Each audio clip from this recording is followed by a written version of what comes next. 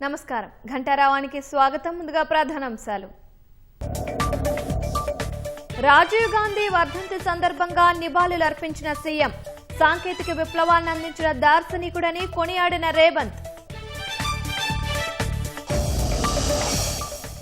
కాళేశ్వరంలో వైభవంగా సరస్వతి అంత్య పుష్కరాలు. పుణ్యస్నానాలు ఆచరిస్తున్న భక్తులు.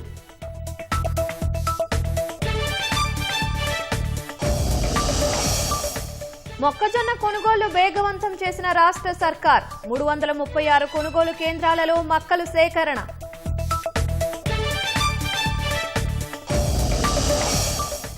తమిళనాడులో మంత్రివర్గాన్ని విస్తరించిన సీఎం విజయ్. లోక్ భవన్ లో ప్రమాణం చేసిన 23 మంది మంత్రులు.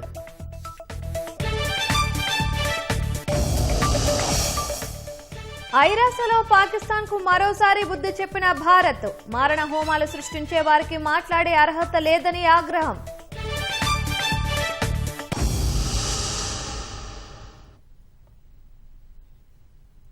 హైదరాబాద్ పాత బస్తీ చార్మినార్ సమీపంలో ఎస్వైజే కాంప్లెక్స్ లో అగ్ని ప్రమాదంలో 3 దుకాణాలు అగ్నికి ఆహుతయ్యాయి. పోలీసులు, అగ్నిమాపక శాఖ సిబ్బంది ఘటనా స్థలానికి చేరుకుని 8 ఫైర్ ఇంజన్లతో మంటలను అదుపులోకి తీసుకొచ్చారు. కాంప్లెక్స్ లో పదుల సంఖ్యలో వస్త్ర దుకాణాలు, బ్యాంక్, డయాగ్నోస్టిక్ సెంటర్ ఉన్నాయి. అగ్నిమాపక దళం మంటలను త్వరగా అదుపు చేయడం వల్ల పెను ప్రమాదం తప్పిందని స్థానికులు తెలిపారు. ఘటనా స్థలాన్ని చార్మినార్ జోన్ డీసీపీ కిరణ్ ఖరే పరిశీలించారు.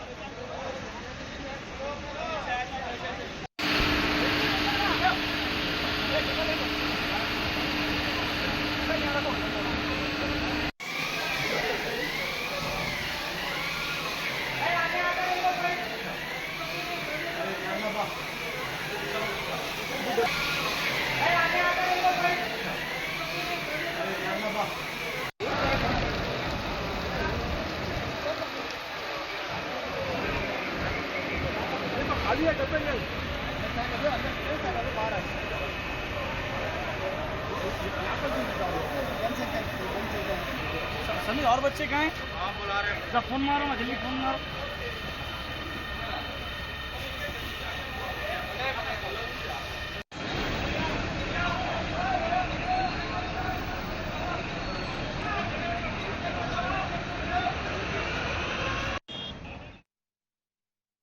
Ground floor plus first floor, ఇది 2 ఫ్లోర్స్ లో ఇది యూనిట్ షాప్స్ మాత్రమే ఉన్నాయి. చాలా ఓల్డ్ షాప్స్ ఉంది. ఆ షాప్స్ లో ఇక్కడ స్టార్ట్ అయింది. ఇది మార్నింగ్ 9 o'clock లో స్టార్ట్ అయింది. అప్పుడు ఇక్కడ చాలా మంది లేరు, బికాజ్ ఇది కమర్షియల్ కాంప్లెక్స్ ఉంది, రెసిడెన్షియల్ లేరు. ఇది ఆల్రెడీ ఫైర్ మ్యాక్సిమం గా కంట్రోల్లో వచ్చింది. ఇప్పుడు స్మోక్ గురించి కొంచెం ఇష్యూ ఉంది, అది కూడా నెక్స్ట్ 1 hour లోపల మ్యాక్సిమం 2 hours లో ఇది మొత్తం కంట్రోల్లో కూడా వస్తుంది. ఎట్లా జరిగింది, మోస్ట్లీ షార్ట్ సర్క్యూట్ ఉందా, ఇంకా ఏదైనా రీజన్స్ ఇంకా ఉన్నాయి, అది కూడా మనం వెరిఫై చేస్తున్నాము. ఇప్పటివరకు there is no human loss, there is no injury. అందరూ ప్రాపర్గా సేఫ్గా ఇవాక్యుయేట్ చేయడం జరిగింది. కొంచెం ఇది ఫైనాన్షియల్ లాస్ ఇక్కడ ఉంది.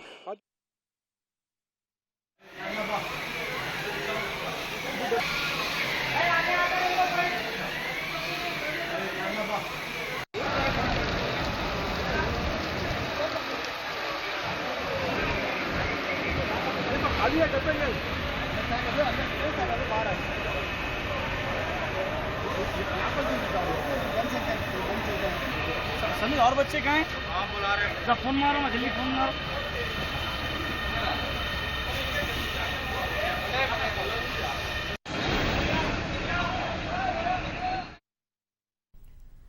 నాగర్ కర్నూల్ పదర మండలం మధ్యమడుగులో అగ్ని ప్రమాదం చోటు చేసుకుంది. ఆంజనేయ స్వామి ఆలయం సమీపంలో అర్ధరాత్రి షార్ట్ సర్క్యూట్తో మంటలు ఎగిసిపడ్డాయి. మంటలు భారీగా ఎగిసిపడి 5 దుకాణాలు, 1 బైకు, ఇతర వస్తువులు పూర్తిగా దగ్ధమయ్యాయి. ప్రమాదంలో భారీగా ఆస్తి నష్టం జరిగిందని వ్యాపారులు ఆవేదన చెందుతున్నారు.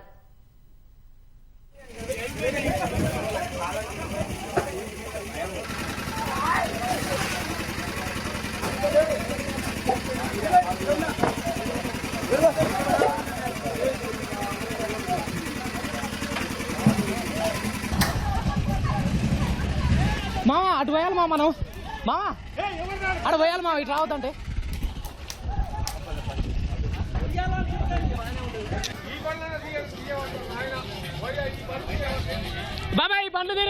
బండి తీరి ఫైర్ ఇంజన్ ఫోన్ చేసిన నువ్వు ఇంతకి. గుంటూరు ఇన్నర్ రింగ్ రోడ్డు సమీపంలో భారీ అగ్ని ప్రమాదం జరిగింది.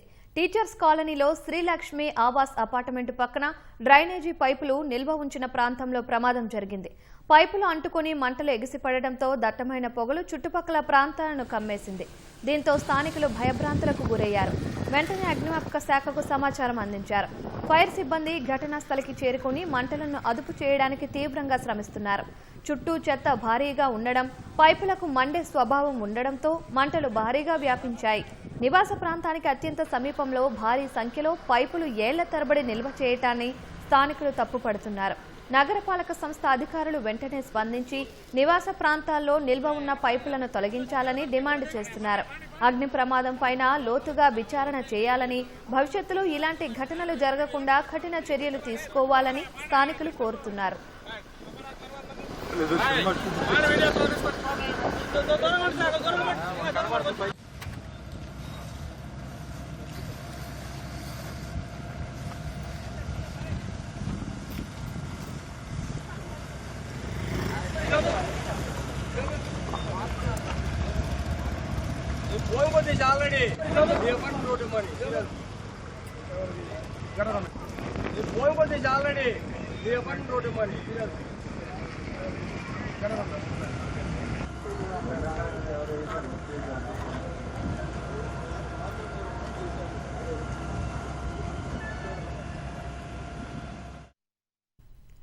దక్షిణ కాశీగా భాసిల్లుతున్న కాళేశ్వర ముక్తీశ్వర త్రివేణి సంగమ తీరాన సరస్వతి అంత్య పుష్కరాలు అట్టహాసంగా ప్రారంభమయ్యాయి.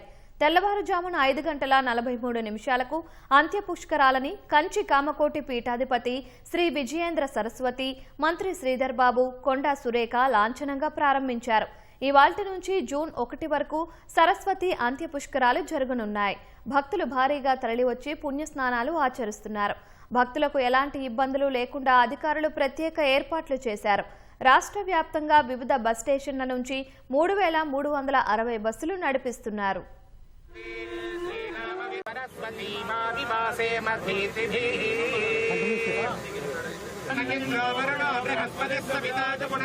अलभ्ययोग पुण्यकाले सरस्वती अंत्य पुष्कर पुण्यकाले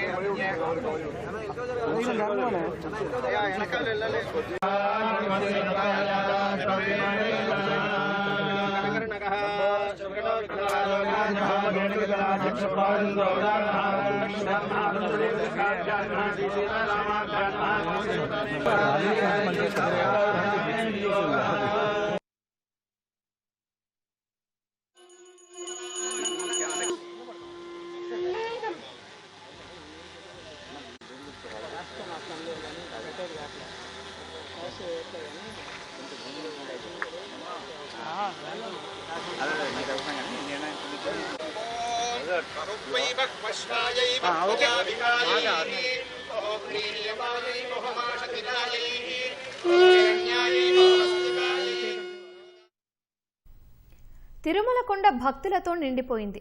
వేసవి సెలవుల రద్దీతో కిటకిటలాడుతోంది. వైకుంఠ క్యూ కాంప్లెక్స్లు, నారాయణగిరి ఉద్యానవన షెడ్లు పూర్తిగా నిండిపోయాయి. బాటగంగమ్మ ఆలయం క్యూలైన్ వరకు భక్తులు వేచి ఉన్నారు. శ్రీవారి సర్వదర్శనానికి 24 గంటలకు పైగా సమయం పడుతోంది. ప్రస్తుతం పూర్తిగా నిండిపోవడంతో సర్వదర్శనం క్యూలైన్లలోకి భక్తులను అనుమతించడం లేదు. మళ్లీ రేపు ఉదయం 6 గంటలకే క్యూలైన్లలోకి రావాలని టీటీడీ అధికారులు భక్తులకు సూచిస్తున్నారు. ఫలితంగా భక్తులు తిరిగి యాత్రికుల సముదాయాలకు వెళ్లిపోతున్నారు. సిఆర్ఓ వద్ద వసతి గదుల కోసమూ భక్తులు బారులు తీరారు. కళ్యాణకట్టల్లో తలనీలాలు సమర్పించేందుకు అధిక సంఖ్యలో వేచి ఉన్నారు.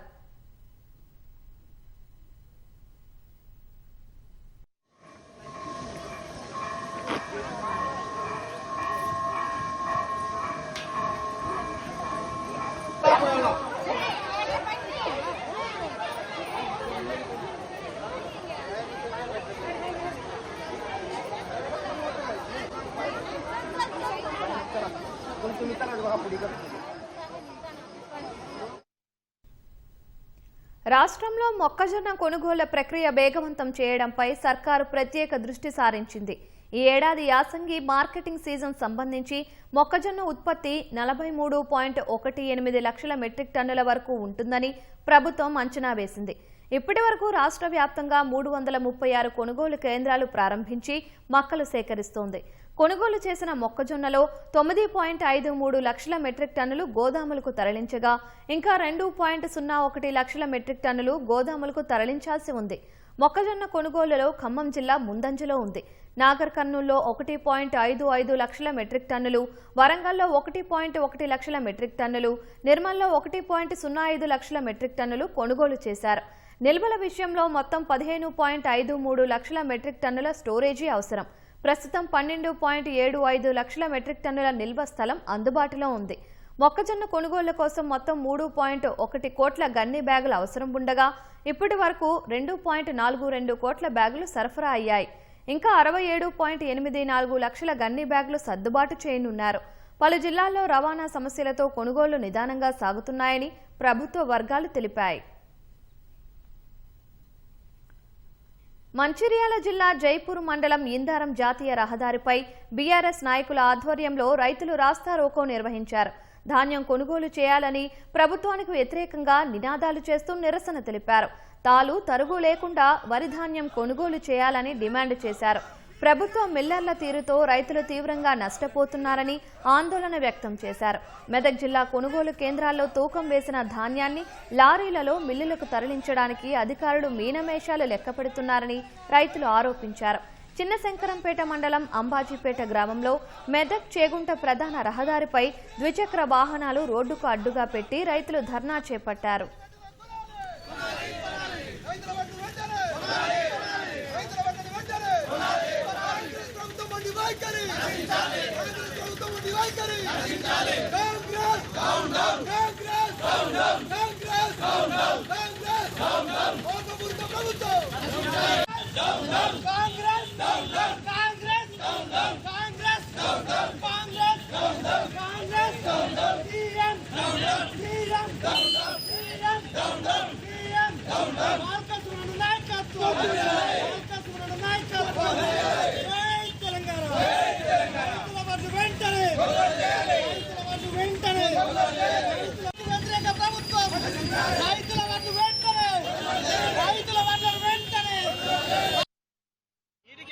సెంటర్ మన శంకరపేట మండల అంబాజీపేట సెంటర్ ఉన్నాయి. వాటి ఏ సెంటర్లో కూడా లేవు. ఈ లారీ పోతే 4వ లారీ. ఎన్ని ఎకరాల భూమి ఉంది ఇక్కడ ఇంచుమించు అంటే ఇప్పుడు వీడికి రైతులు కూడా తాండా పెట్టి కూడా 4 రోజులు అవుతుంది. ఒక్క లారీ కూడా 4 రోజులకు ఒక్క లారీ రాకపోతే దాన్ని నష్టపరిహారం వస్తే ఎవరు భరించాలి? దాన్ని తాంట పెట్టకపోతేనేమో పెట్టలేమంటారు. తాంట పెట్టినాకనేమో లారీలు వస్తారు. ధర్నా చేస్తేనేమో మేము ఉన్నాం తోలిస్తామని అటు ఎస్ఐ అంటాడు, మన ఎంఆర్ఓ అంటాడు. చేసిన పోతే కూడా ఒక లారీ కూడా రాలే. ఇవాళ వచ్చింది ఒక లారీ. ఇంత అన్యాయం చేస్తే ఎట్లా బతాం సార్? పబ్లిక్ అసలు ఇట్లా చేస్తే రైతులు ఎట్లా బతాం? నిన్ననే ఆత్మహత్య చేసుకుంటూ ఒక ఆయన వడ్లు పోతలేవు ఇతర మూల కొట్లాడాయి. నిన్న ఇక్కడ మన అగ్రహారంలో ఊరేసుకుంటూ ఒక రైతు. చక్రపేట మండలం అమ్మాయిపేట గ్రామంలో నెల రోజుల నుంచి వడ్ల ఇక్కడ నుంచి పోవడం లేదు. అందరు రైతులు ఇబ్బంది పడుతున్నారు. నెల రోజులకు ఎక్కువ రేటు ఉంది కానీ సీరియల్ నెంబర్ 30 ఏమో నడుస్తుంది. 4 రోజులకు ఒక లారీ వస్తుంది. గతంలో ఉన్నప్పుడు రోజు 2 లారీలు వచ్చేది. సన్నవర్లకు లారీ ధర్నాలు చేసిన ఎక్కడ పోయిన ధర్నాలు రాస్తారోకో చేసిన ప్రభుత్వానికి ఇంత కూడా చీమ ఉంటే కూడా లేకుండా కనీసం స్పందన కూడా లేదు. మొన్న ఎంఆర్ఓ వచ్చేది మేము ధర్నా చేస్తే రోజుకో లారీ పంపిస్తాను. ఇప్పటికీ లారీ రోజు ఒక లారీ వచ్చింది అంతే. ఎంఆర్ఓ గారి వైపు నుంచి ఒక లారీ వచ్చింది. 4 రోజులకు లారీ వస్తే రోజు 8 లారీలు పోవాలి. 2-3 రైతులు తప్ప అంతకంటే ఎక్కువ రైతులు పోతలేరు. చాలా మంది రైతులకు ఇబ్బంది కలుగుతుంది. నిజామాబాద్ జిల్లా ఎడపల్లిలో పోలీసులు డ్రగ్స్ నియంత్రణ కోసం ప్రత్యేక దాడులు నిర్వహించారు. నార్కోటిక్, ఎక్సైజ్, పోలీస్ శాఖలు సంయుక్తంగా చేపట్టిన ఈ తనిఖీల్లో చెరువుగట్లు, స్కూల్స్ పరిసరాలు, రైల్వే స్టేషన్లలో ఆకస్మిక తనిఖీలు చేశారు. 16 మంది అనుమానితులకు పరీక్షలు చేయగా ఒకరికి పాజిటివ్ వచ్చింది. చట్ట ప్రకారం చర్యలు తీసుకుంటామని అధికారులు వెల్లడించారు. గంజాయి వినియోగదారులపై ప్రత్యేక నిఘా కొనసాగుతోందని తెలిపారు. పట్టుబడిన వారి తల్లిదండ్రులను పోలీస్ స్టేషన్కు పిలిపించి కౌన్సిలింగ్ నిర్వహించారు. యువత మత్తు పదార్థాలకు దూరంగా ఉండేలా అవగాహన కల్పించారు. భవిష్యత్తులో ఇలాంటి చర్యలకు పాల్పడవద్దని హెచ్చరించారు.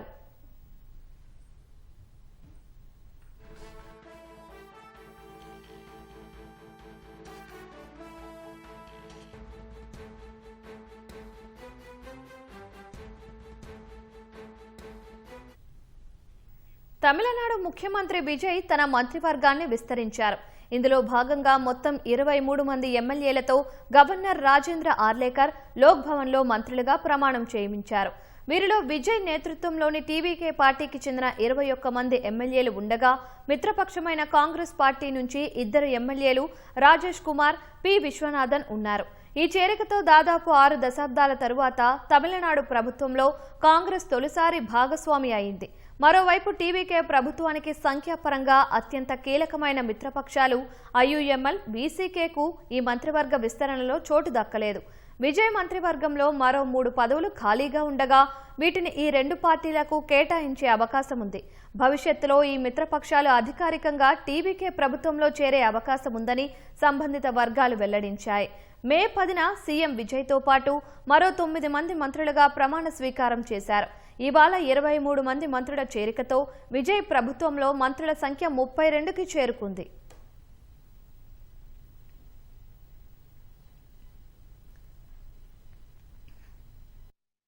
With a bouquet.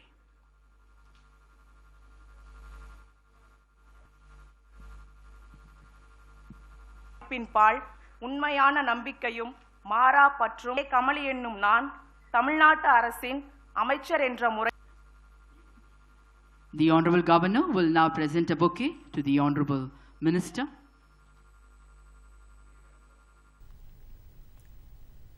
ఐక్యరాజ్య సమితి భద్రతా మండలిలో పాకిస్తాన్కు భారత్ మరోసారి గట్టిగా బుద్ధి చెప్పింది. దశాబ్దాలుగా తన అంతర్గత వైఫల్యాలను కప్పిపుచ్చుకునేందుకు సరిహద్దుల లోపల వెలుపల పాకిస్తాన్ హింసాత్మక చర్యలకు పాల్పడుతోందని విమర్శించింది. మారణ హోమాలు సృష్టించిన సుదీర్ఘ అపఖ్యాతి ఉన్న పాకిస్తాన్కు ఇతరుల గురించి మాట్లాడే అర్హత లేదని భారత్ దుయ్యబట్టింది. బుధవారం న్యూయార్క్లో సాయుధ పోరాటాల్లో పౌరుల రక్షణ అనే అంశంపై జరిగిన భద్రతా మండలి వార్షిక ఓపెన్ డిబేట్లో ఐక్యరాజ్య సమితిలోని భారత శాశ్వత ప్రతినిధి హరీష్ పర్వతనేని పాల్గొన్నారు. ఈ చర్చలో పాకిస్తాన్ ప్రతినిధి కశ్మీర్ అంశాన్ని లేవనెత్తిన నేపథ్యంలో హరీష్ ధీటుగా బదులిచ్చారు. మారణ హోమాలు సృష్టించిన సుదీర్ఘ చరిత్ర ఉన్న పాకిస్తాన్ పూర్తిగా భారత అంతర్గత వ్యవహారమైన కశ్మీర్ అంశాన్ని ఇక్కడ ప్రస్తావించడం విడ్డూరంగా ఉందన్నారు. ఈ సందర్భంగా ఆఫ్ఘనిస్తాన్లోని కాబూల్ ఆసుపత్రిపై దాడులను ప్రస్తావించారు. పాక్ జరిపిన ఆ దాడుల్లో 269 మంది పౌరులు ప్రాణాలు కోల్పోగా మరో 122 మంది గాయపడ్డారని హరీష్ పేర్కొన్నారు. ఈ ఏడాది మొదట్లో ఆఫ్ఘనిస్తాన్పై పాకిస్తాన్ జరిపిన వైమానిక దాడులను సైతం హరీష్ పర్వతనేని ఈ సందర్భంగా గుర్తు చేశారు. Mr. President, it is ironic that Pakistan, with its long tainted record of genocidal acts, has chosen to refer to issues that are strictly internal to India. The United Nations Assistance Mission in Afghanistan has reported that in the first 3 months of 2026, 750 civilian deaths and injuries were documented in Afghanistan as a result of cross-border armed violence perpetrated by Pakistani military forces, most of which occurred due to airstrikes. The UNAMA documentation attributed 94 of 95 incidents of civilian casualties to Pakistani security forces.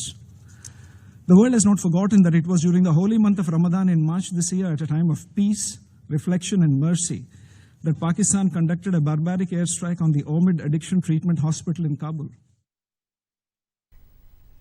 Gulf of ఒమన్లో MT సెలెస్టియన్సీ అనే చమురు ట్యాంకర్ను America మెరైన్లు అడ్డుకున్నారు.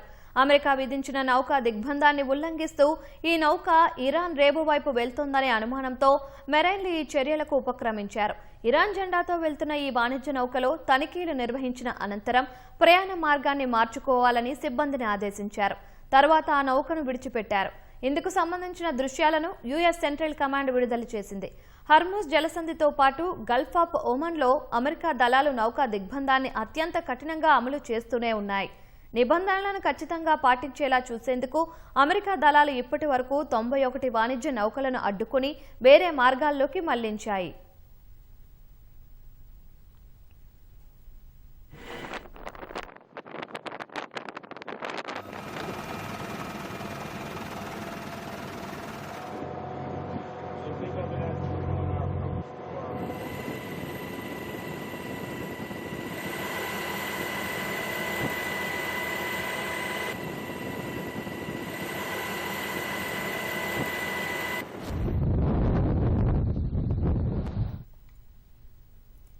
ఉత్తరప్రదేశ్లోని సంభల్లో ఓ ఇటుక బట్టి వద్ద 60 ఏళ్ల వృద్ధురాలపై సామూహిక అత్యాచారం కేసులో పోలీసులు ఓ వ్యక్తిని అరెస్టు చేశారు. ఈ కేసులో భాగంగా చందౌసి టీ పాయింట్ సమీపంలో అనుమానితుల వాహనాలను పోలీసులు తనిఖీ చేస్తుండగా ఓ వ్యక్తి తన బైక్ను అక్కడే విడిచి పారిపోయేందుకు ప్రయత్నించాడు. అప్రమత్తమైన పోలీసులు నిందితుడిని పట్టుకునేందుకు ప్రయత్నించారు. ఈ క్రమంలో అతడు పోలీసులపై కాల్పులు జరిపాడు. పోలీసులు ఎదురు కాల్పులు జరపగా నిందితుడి కుడికాలికి తూటా గాయమైంది. నిందితుడిని నసీం అనే వ్యక్తిగా గుర్తించిన పోలీసులు అతడిని అదుపులోకి తీసుకుని ఆసుపత్రికి తరలించారు. నిందితుడి వద్ద ఓ తుపాకీ, బుల్లెట్లు లభ్యమయ్యాయి. నెంబర్ ప్లేట్ లేని అతడి బైక్ను స్వాధీనం చేసుకున్నారు. నిందితుడిని ఈ కేసులో సంబంధం ఉందని పోలీసులు భావిస్తున్నారు.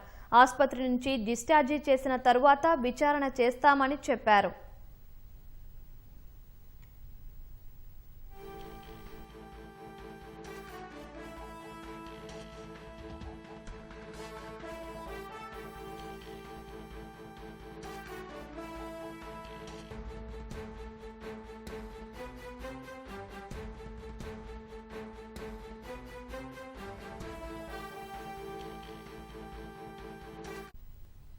దేశం కోసం ప్రాణాలు అర్పించిన గొప్ప నాయకుడు రాజీవ్ గాంధీ అని సీఎం రేవంత్ రెడ్డి కొనియాడారు. వర్ధంతి సందర్భంగా సచివాలయం సమీపంలోని రాజీవ్ గాంధీ విగ్రహానికి సీఎం నివాళులర్పించారు. సాంకేతిక విప్లవాన్ని దేశానికి అందించిన గొప్ప దార్శనికుడు అని అన్నారు.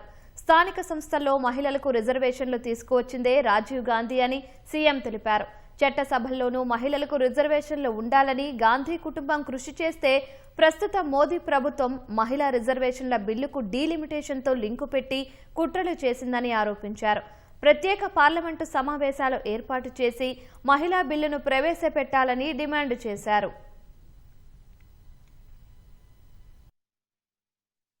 ప్రపంచ దేశాలలో భారతదేశానికి ఒక గుర్తింపు, గౌరవము, ఈ దేశము ప్రపంచానికే సాంకేతిక యుగంలో ఒక దిశను చూపించి ప్రపంచ దేశాలతో పోటీ పడడానికి ఈ దేశ యువతను సమాయత్తం చేసిన గొప్ప నాయకుడు రాజీవ్ గాంధీ గారు. ఆర్థిక అభివృద్ధికి కారణమైన ఈ సాంకేతిక విప్లవాన్ని ఈ దేశానికి అందించిన గొప్ప దార్శనికుడు, గొప్ప నాయకుడు రాజీవ్ గాంధీ. మహిళల అభివృద్ధి పట్ల, మహిళలకు ఆర్థిక వెసులుబాటుతో పాటు రాజకీయాలలో సముచితమైన స్థానం ఉండాలి. స్థానిక సంస్థల్లో ఈ దేశంలో మొట్టమొదటిసారి మహిళా రిజర్వేషన్లను తీసుకొచ్చిన గొప్ప నాయకుడు రాజీవ్ గాంధీ గారు. వారి స్ఫూర్తితో యూపీఏ చైర్పర్సన్గా శ్రీమతి సోనియా గాంధీ గారు తెలంగాణ రాష్ట్రాన్ని ఏర్పాటు చేయడం జరిగింది. రాష్ట్ర అభివృద్ధిలో వారి స్ఫూర్తితో ముందుకు వెళ్తాం. వారి స్ఫూర్తితోనే ఆనాడు చట్టసభలలో కూడా మహిళలకు రిజర్వేషన్లు ఉండాలి అని 2013లోనే రాజ్యసభలు ఆమోదింపజేసిన నాయకురాలు శ్రీమతి సోనియా గాంధీ గారు. నరేంద్ర మోడీ గారిని మేము డిమాండ్ చేస్తున్నాము, రాజీవ్ గాంధీ స్ఫూర్తితో తక్షణమే శాసనసభలో, లోక్సభలో మహిళా రిజర్వేషన్లను అమలు చేయడానికి అవసరమైన చట్ట సవరణ తక్షణమే తీసుకురావాలి. తక్షణమే 33% శాసనసభలలో, లోక్సభలో మహిళా రిజర్వేషన్ల కోసం మీరు బిల్లు ప్రవేశపెట్టండి. 100% కాంగ్రెస్ పార్టీ, ఇండియా కూటమి సంపూర్ణమైన మద్దతు మీకు ఇవ్వడం జరుగుతుంది. కాళేశ్వరంలో సరస్వతి అంత్య పుష్కరాలు ఘనంగా జరుగుతున్నాయి. మరింత సమాచారం మా ప్రతినిధి లింగయ్య ప్రత్యక్ష ప్రసారం ద్వారా అందిస్తారు.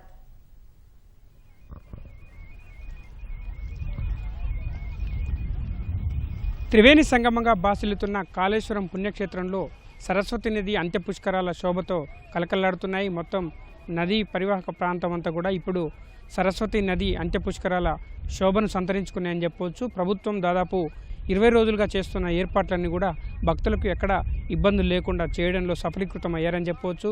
ప్రస్తుతం మనం ఉన్నాం కాళేశ్వరం గోదావరి నదీ తీరాన ఉన్నాం. ఇక్కడ త్రివేణి సంగమంగా వెలుగొందుతున్న కాళేశ్వరం పుణ్యక్షేత్రంలో ఇవాల్టి నుంచి 12 రోజుల పాటు వైభవపేతంగా సరస్వతి నది అంత్య పుష్కరాలు ప్రారంభమయ్యాయి. ఉదయం సరిగ్గా తెల్లవారుజామున 5:43 ఈ కాళేశ్వరం వద్ద సరస్వతి నది అంత్య పుష్కరాలను కంచి కామకోటి పీఠాధిపతి జగద్గురు శ్రీ శంకర విజయేంద్ర సరస్వతి స్వామి, అదేవిధంగా రాష్ట్ర మంత్రులు శ్రీధర్బాబు, కొండా సురేఖ ప్రారంభించారు. ఉదయం 5:43 గోదావరిలో పుణ్యస్నానాలు ఆచరించి ఇక్కడ సరస్వతి నది అంత్య పుష్కరాలను లాంఛనంగా ప్రారంభించారు. దాదాపు 20 రోజులుగా ప్రభుత్వం ఈ నది అంత్య పుష్కరాలకు వచ్చే భక్తులకు ఎక్కడా ఇబ్బందులు లేకుండా ఎటువంటి అసౌకర్యం కలగకుండా ఏర్పాట్లు అయితే చేయడంలో సఫలీకృతమైంది అని చెప్పవచ్చు. మొత్తం ప్రభుత్వం ఈ సరస్వతి నది అంత్య పుష్కరాల కోసం ప్రత్యేకంగా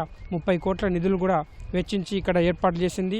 వేసవి తీవ్రత దృష్ట్యా ఎక్కడ ఇబ్బందులు లేకుండా భక్తులకు ఎక్కడ అసౌకర్యం లేకుండా గోదావరి తీరం వరకు కూడా ప్రత్యేకంగా రహదారులను కూడా ఏర్పాటు చేశారు. గోదావరి ఘాట్ల వరకు కూడా రహదారులను ఏర్పాటు చేశారు. ఆ తర్వాత స్ప్రింక్లర్లను కూడా వేసవి తీవ్రత దృష్ట్యా స్ప్రింక్లర్లు ఏర్పాటు చేసి అదేవిధంగా దాదాపు తాగునీటి సదుపాయం కావచ్చు, విద్యుత్ సదుపాయం కావచ్చు, స్నాన గదులు కావచ్చు ప్రత్యేకంగా ఏర్పాట్లు చేశారు. దాదాపు 300 ప్రత్యేక గదులు ఇక్కడ భక్తులకు స్నానాలు ఆచరించిన తర్వాత గదుల్లో దుస్తులు మార్చుకునేలా ఏర్పాటు చేశారు. అదేవిధంగా మొత్తం 2 కోట్లతో ప్రత్యేకంగా మ్యూజియంను కూడా ఇక్కడ అందుబాటులోకి తీసుకువచ్చారు. ఇవాళ సాయంత్రం గవర్నర్ చేతుల మీదుగా మ్యూజియాన్ని కూడా ప్రారంభించబోతున్నారు. తెలుగు రాష్ట్రాల నుంచే కాకుండా ఒడిశా, మహారాష్ట్ర, ఛత్తీస్గఢ్ రాష్ట్రాల నుంచి కూడా ఈ పుష్కరాలకు భక్తులు తరలి వస్తారని అధికార యంత్రాంగం ప్రభుత్వం ఒక అంచనా అయితే వేసింది. దాదాపు 20 లక్షల మంది వరకు భక్తులు వస్తారని ప్రాథమికంగా అంచనా వేశారు. అయితే వేసవి తీవ్రత అత్యంత గణనీయంగా ఉంది. అదేవిధంగా వేడిమి, అదేవిధంగా వడపోత, వడగాల్పుల తీవ్రత కూడా ఎక్కువగా ఉండడం వల్ల కొంత భక్తుల రద్దీ అయితే కొంత నామమాత్రంగానే కనిపిస్తుందని చెప్పవచ్చు. తొలి రోజు వివిధ ప్రాంతాల నుంచి వచ్చిన భక్తులు ఉదయాన్నే ఇక్కడ పుణ్యస్నానాలు ఆచరించి కాళేశ్వర, ముక్తేశ్వర ఆలయాన్ని సందర్శించి పునీతులవుతున్న పరిస్థితులు మనం చూడవచ్చు. ప్రధానంగా గోదావరి, అదేవిధంగా ప్రాణహిత, సరస్వతి నదుల సంగమంగా ఈ కాళేశ్వరం పుణ్యక్షేత్రం బాసిల్లుతుంది. దీనికి ఈ పుష్కరానికి ప్రత్యేకంగా కూడా అధికార యంత్రాంగం అన్ని ఏర్పాట్లు చేసింది. ఈ పుష్కరానికి ప్రత్యేకమైన విశిష్టత కూడా ఉంది. ప్రాణహిత, గోదావరి నదుల్లో అంతర్వాహినిగా సరస్వతి నది ప్రవహిస్తున్న ప్రాంతంగా కాళేశ్వరం ప్రసిద్ధి చెందింది. దేశంలో సరస్వతి నది ఉన్నది కేవలం ఉత్తరప్రదేశ్లోని ప్రయాగ్రాజ్లో, రెండోది కాళేశ్వరంలోనే. అక్కడ ప్రయాగ్రాజ్లో కుంభమేళా నిర్వహించడం ఆనవాయితీగా వస్తుండగా తెలంగాణలో తొలిసారిగా రాష్ట్ర ఆవిర్భావం తర్వాత అంత్య పుష్కరాలు తొలిసారిగా నిర్వహిస్తున్నారు. ఈ అంత్య పుష్కరాలను కూడా ప్రభుత్వం ఎక్కడ ఎటువంటి ఇబ్బందులు లేకుండా చూడడంలోనైతే ఏర్పాట్లు చేయడంలో సఫలీకృతమైందని మనం స్పష్టంగా చెప్పవచ్చు. ఆది పుష్కరాల్లో నది స్నానం ఆచరించడం, పితృతర్పణలు ఇవ్వడం ఎలాంటి ఫలితాలు ఇస్తాయో అంత్య పుష్కరాల సమయంలోనూ ఆయా కార్యక్రమాలతో అటువంటి ఫలితాలే ఉంటాయని చెప్పి పండితులు చెప్తున్నారు. ప్రతిరోజు కూడా ఇక్కడ పుష్కర శోభతో సాయంత్రం ఈ నదీ పరివాహక ప్రాంతం అంతా కూడా దేదీప్యమానంగా వెలిగిపోయేలా ప్రత్యేకంగా విద్యుత్ వెలుగు జిలుగుల మధ్య సాయంత్రం సంధ్యా సమయంలో కూడా ఏర్పాట్లు చేసిన పరిస్థితి. ప్రతిరోజు ప్రత్యేకంగా నదికి హారతి వంటి కార్యక్రమం 12 రోజుల పాటు నది హారతి నిర్వహించేలా ఏర్పాట్లు చేస్తున్నారు. అదేవిధంగా ప్రతిరోజు కూడా ఇక్కడ తెప్పోత్సవం నిర్వహించేలా ఏర్పాట్లు చేస్తున్నారు. ఎక్కడ ఇబ్బందులు లేకుండానైతే అధికార యంత్రాంగం ఏర్పాట్లు చేయడంలో సఫలీకృతమైందని చెప్పవచ్చు. మరోవైపు ఇక్కడ పటిష్టంగా బందోబస్తు పరంగా కూడా పోలీస్ శాఖ దాదాపు 2500 మంది పోలీస్ అధికారులు, సిబ్బందితో ప్రత్యేకంగా పోలీస్ బందోబస్తు కూడా ఏర్పాటు చేసింది. ఎక్కడ ఎటువంటి అవాంఛనీయ సంఘటనలు చోటు చేసుకోకుండా ఇక్కడికి వచ్చే భక్తులకు పుణ్యస్నానం ఆచరించి ఇక్కడి నుంచి సేఫ్గా వెళ్ళేలా కూడా అధికార యంత్రాంగం అయితే అన్ని ఏర్పాట్లు చేసింది. ప్రస్తుతం ఒకసారి పైన ఘాట్ల వద్ద చూడవచ్చు, ప్రత్యేకంగా ఏర్పాట్లు చేశారు. ఈ పుష్కర్ ఘాట్ల వద్ద ప్రత్యేకంగా భారీ సెట్టింగ్లతో ఏర్పాట్లు చేశారు. సాయంత్రం అక్కడ గోదావరి నదికి హారతి కూడా కార్యక్రమం నిర్వహించున్నారు. ఈ హారతి కార్యక్రమం భక్తులకు ఒక ఆధ్యాత్మికతను పంచనుందని చెప్పి అధికారులు, అదేవిధంగా ఆలయ వేద పండితులు కూడా భావిస్తున్నారు. అదేవిధంగా సాయంత్రం సమయంలో నిర్వహించే అంశవాహనంపై నిర్వహించే తెప్పోత్సవం కార్యక్రమం కూడా భక్తులకు వీణుల విందుగా కొనసాగనుంది. 12 రోజుల పాటు ఈ కార్యక్రమాలను ప్రతిరోజు సాయంత్రం జరిగే కార్యక్రమాలను 12 రోజుల పాటు అటు గోదావరి నది హారతి కార్యక్రమాన్ని, అదేవిధంగా తెప్పోత్సవం కార్యక్రమం కూడా 12 రోజుల పాటు నిర్వహించేలా అధికార యంత్రాంగం ఏర్పాట్లు చేసింది. భక్తులకైతే ఎటువంటి ఇబ్బందులు లేకుండా ఏర్పాట్లు ఎక్కడ అసౌకర్యం కలగకుండా అయితే ఏర్పాట్లు చేశారు. కానీ వేసవి తీవ్రత కావచ్చు, వేడి గాలుల తీవ్రత అధికంగా ఉండడం వల్ల మాత్రం భక్తుల రద్దీ కొంత పలచగానే కనిపిస్తుంది. శని ఆదివారాల్లో కొంత పెరిగే అవకాశం ఉందని చెప్పి అధికారులు అయితే భావిస్తున్నారు. అందుకు తగ్గట్టుగానే అన్ని ఏర్పాట్లు మాత్రం పూర్తి చేశారు. మొత్తంగా త్రివేణి సంగమంగా వెలుగొందుతున్న కాళేశ్వరం పుణ్యక్షేత్రంలో మాత్రం సరస్వతి నది అంత్యపుష్కరాల శోభతో పూర్తి స్థాయిలో కలకల్లాడుతున్నాయి. సాయంత్రం వేళలో మరింత దేదీప్యమానంగా వెలిగిపోయేలా ఇక్కడ అధికార యంత్రాంగం అయితే అన్ని ఏర్పాట్లు పూర్తి చేసింది. Over to studio. కెమెరాన్ క్రాంతితో లింగయ్య, ఈటీవీ న్యూస్, కాళేశ్వరం నుంచి. ధన్యవాదాలు లింగయ్య.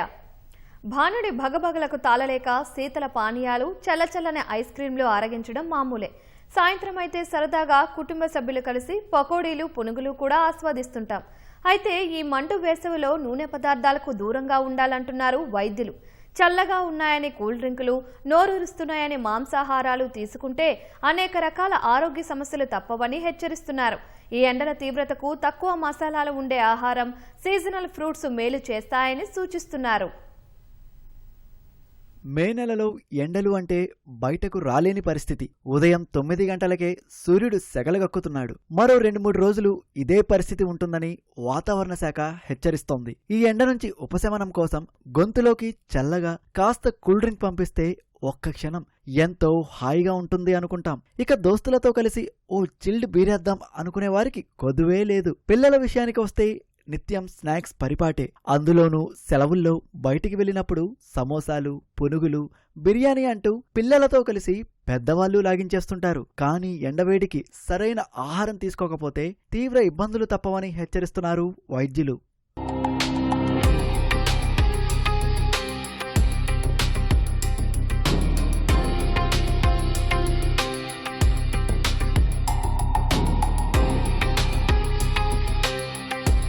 డీహైడ్రేషన్ కోసం కొంతమంది దాహం తీర్చుకోవటం కోసం అని కూల్ డ్రింక్స్ తాగుతారు.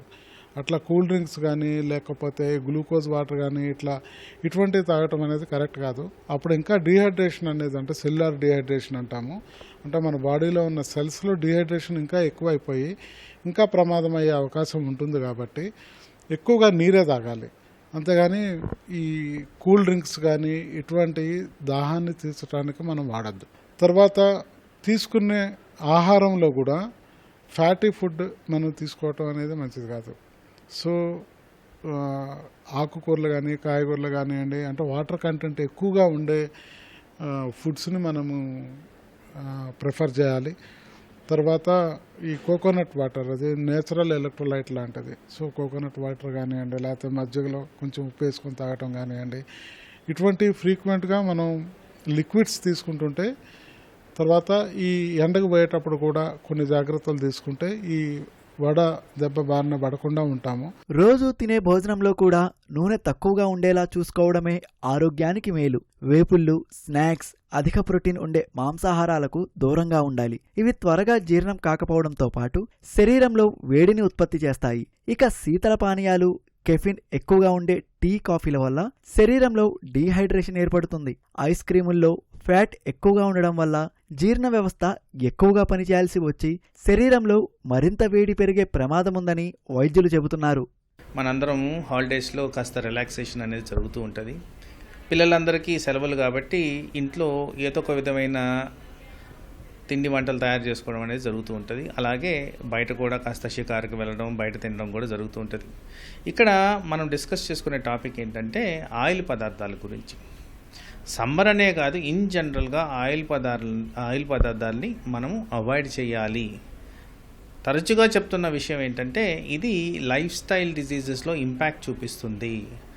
ఆయిల్ పదార్థాల కారణంగా అతి వేగంగా పెరుగుతున్న diabetes, blood pressure, heart attack, brain attack, ఈ మధ్యకాలంలో వెలుగులోకి వచ్చిన ఫ్యాటీ లివర్ డిజీజ్ చాలా ఎక్కువగా తీవ్రంగా మేము డైలీ క్లినికల్ ప్రాక్టీస్లో గమనిస్తూ ఉంటాం. ఈ వేసవిలో ముఖ్యంగా మద్యపానానికి దూరంగా ఉండాలి.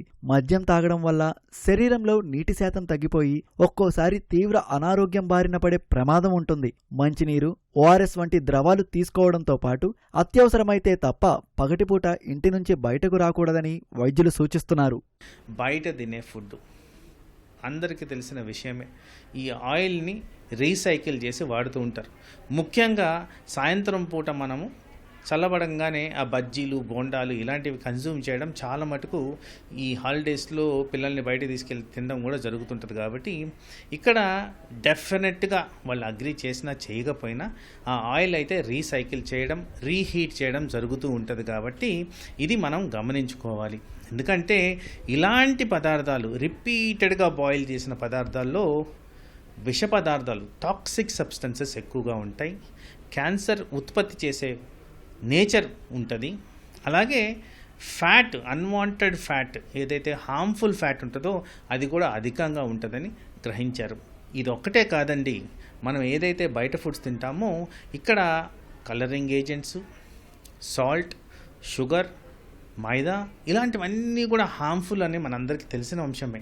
మరి అట్లాంటప్పుడు ఇట్లాంటి వాటిని అధికంగా తినడం తప్పు. ఎండ తీవ్రత నుంచి శరీరాన్ని కాపాడుకోవటంలో ఆహారం కీలక పాత్ర పోషిస్తుందంటున్నారు వైద్యులు. సీజనల్ ఫ్రూట్స్తో పాటు నీటిని ఎక్కువగా తీసుకుంటే శరీరం డీహైడ్రేషన్కు గురికాకుండా జాగ్రత్తగా ఉండొచ్చని సూచిస్తున్నారు. గత 2 ఏళ్లుగా ఊరిస్తూ వచ్చిన త్రిపురార్ ఉత్తర భాగం పనులపై ముందడుగు పడింది.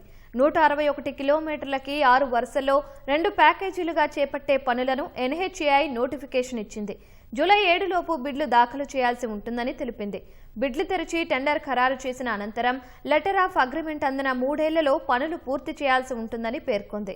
ఎలాంటి అడ్డంకులు లేకపోతే 2029 నాటికి త్రిపురార్ ఉత్తర భాగం అందుబాటులోకి వచ్చే అవకాశం ఉంది.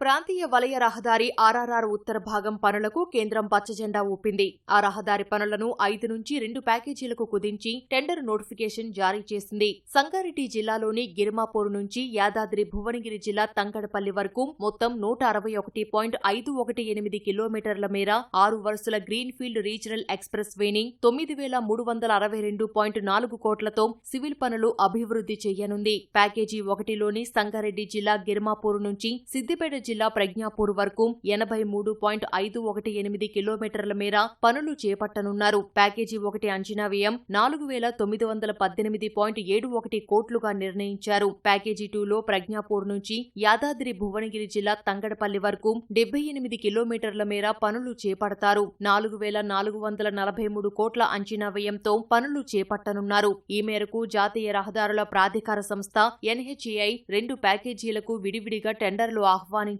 జూలై 7వ తేదీ ఉదయం 11 గంటలలోపు బిడ్లను ఆన్లైన్లో సమర్పించేందుకు గడువు విధించింది. జూలై 8న సాంకేతిక బిడ్లు తెరుస్తారు. Design, built, operate and transfer DOT లేదా హైబ్రిడ్ యాన్యుటీ ప్రాతిపదికన పనులు చేపట్టాల్సి ఉంటుందని నోటిఫికేషన్లో NHAI పేర్కొంది. బిడ్లు తెరిచి టెండర్ ఖరారు చేసిన అనంతరం లెటర్ ఆఫ్ అగ్రిమెంట్ అందిన 3 ఏళ్లలో పనులు పూర్తి చేయాల్సి ఉంటుంది. ఈ మేరకు డాక్యుమెంటేషన్ ని అప్లోడ్ చేసింది. ఎలాంటి అడ్డంకులు లేకపోతే 2029 నాటికి RRR ఉత్తర భాగం అందుబాటులోకి వచ్చే అవకాశం ఉంది. గతేడాది నవంబర్ చివరి వారంలో రెండోసారి RRR ఉత్తర భాగం పనులను 5 ప్యాకేజీలుగా NHAI టెండర్లు పిలిచింది. అయితే టెండర్ల ప్రక్రియకు కావాల్సిన డాక్యుమెంటేషన్ ఆన్లైన్లో అప్లోడ్ చేయకపోవడంతో ఒక బిడ్ దాఖలు కాలేదు. ఈ ఏడాది ఫిబ్రవరిలో పనులను 2 ప్యాకేజీలకు కుదిస్తూ నిర్ణయం తీసుకుంది. అదే నెలలో ఈ రహదారికి NH 161AA నంబరును కేటాయించింది. ప్యాకేజీ 1 పరిధిలో 927 హెక్టార్లు, ప్యాకేజీ 2లో 886 హెక్టార్ల మేర భూసేకరణ చేశారు. 70% పైగా భూసేకరణకు అవార్డులు ప్రకటించారు. మిగతావి వివిధ దశల్లో పురోగతిలో ఉన్నాయి. బి భాగం రహదారి పనుల్లో 44 పెద్ద వంతెనలు, 127 చిన్న వంతెనలు, 4 రోడ్ ఓవర్ బ్రిడ్జిలు, 44 అండర్ పాసులు, 1262 కలవర్టులు, 9 టోల్ ప్లాజాలు ఉంటాయి. ఆ రహదారి మొత్తం 9 ప్రాంతాల్లో NH, SH రహదారులతో అనుసంధానం కానుంది. మెగాస్టార్ చిరంజీవి 158వ చిత్రం ఘనంగా ప్రారంభమైంది. హైదరాబాద్ అన్నపూర్ణ స్టూడియోలో పూజా కార్యక్రమాలు నిర్వహించారు. ముఖ్య అతిథిగా పాల్గొన్న పవన్ కళ్యాణ్ క్లాప్ కొట్టగా చిరు కుమార్తె నిర్మాత సుస్మిత కెమెరా స్విచ్ ఆన్ చేశారు. బాబీ దర్శకత్వం వహిస్తున్న చిత్రాన్ని KVN ప్రొడక్షన్ నిర్మిస్తోంది. సినిమా ప్రారంభోత్సవానికి పలువురు సినీ పెద్దలు సహా నటి అనశ్వర రాజన్ కూడా హాజరయ్యారు. ఈ చిత్రంలో ఆమెకు చిరుకు కుమార్తెగా కనిపించనున్నట్లు వార్తలు వస్తున్నాయి. వాల్తేరు వీరయ్య తరువాత బాబీ చిరు కలయికలో రూపొందుతున్న రెండో చిత్రం ఇది.